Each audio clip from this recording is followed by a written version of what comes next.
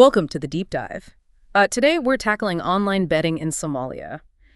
We've sifted through a bunch of material for you, basically. I think the kind of stuff you'd find in the first, say, 10 Google results on the topic, plus some expert reviews we found. Yeah, and our goal here is really just to pull out the key takeaways, save you the time of reading through everything yourself. Exactly. We'll hit the main points these sources make, and we'll even mention some specific betting sites they list. Oh, and check the description or caption. We've put links to the original articles and a list of the sites mentioned, including ones from places like betplace.us that we reviewed. Okay, so diving in, the first thing that just jumps out from all these sources is this big contrast. Right. Let's unpack that. So on one hand, the sources are super clear. Gambling, any kind of gambling, is strictly illegal in Somalia. Definitely. It's baked into the penal code, mostly driven by religious and cultural norms. Very explicit. But then, and this is where it gets interesting, right? These same articles highlight that despite the law, online betting is happening. It absolutely is. People are using international sports betting sites, these offshore platforms, to place bets. So if it's illegal, how are people accessing these sites?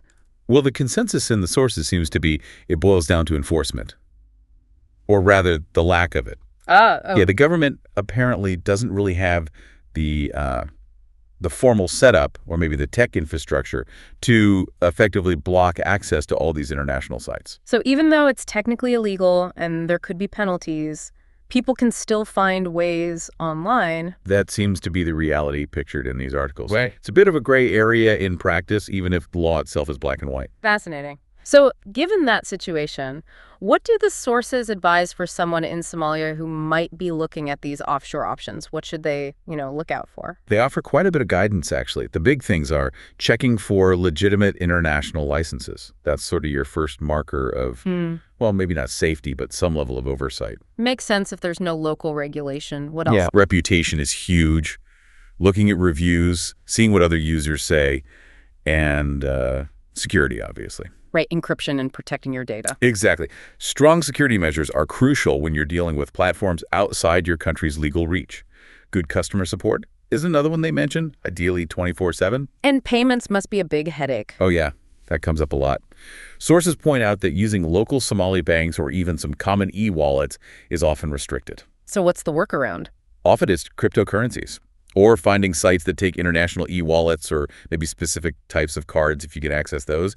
It definitely narrows the field. Okay, beyond those basics, licenses, security, payments, what else makes for a better experience according to these reviews? Well, things like competitive odds, naturally. Better potential returns. Mobile access is a big plus, too. Apps are often highlighted. And bonuses, I imagine. Welcome offers, free bets. Yep, those are definitely mentioned as draws. But one thing that's stressed really across the board in all these sources is responsible gambling. Absolutely critical, especially in this kind of legal gray zone. For sure. Setting limits, knowing the risks, seeking help if betting becomes a problem, it's heavily emphasized. Now, these articles and reviews, like the lists on betplace.us we looked at, they actually name names, right? Specific international sites that reportedly accept players from Somalia. They do. You see some names pop up repeatedly. See Boyle. Boyle Sports, Betway, 1xBet, 888 Sport. Also GT Bets, Bovada, BetUS. And you mentioned one source singled out Melbit. Yeah, one source listed Melbit specifically as a trusted site in their recommendations. And it seems like different sites get highlighted for different things, like maybe 1xBet for bonuses or others for their mobile apps or live betting. Exactly. Sites like Betway or maybe LineBet get mentioned for things like good apps or live features.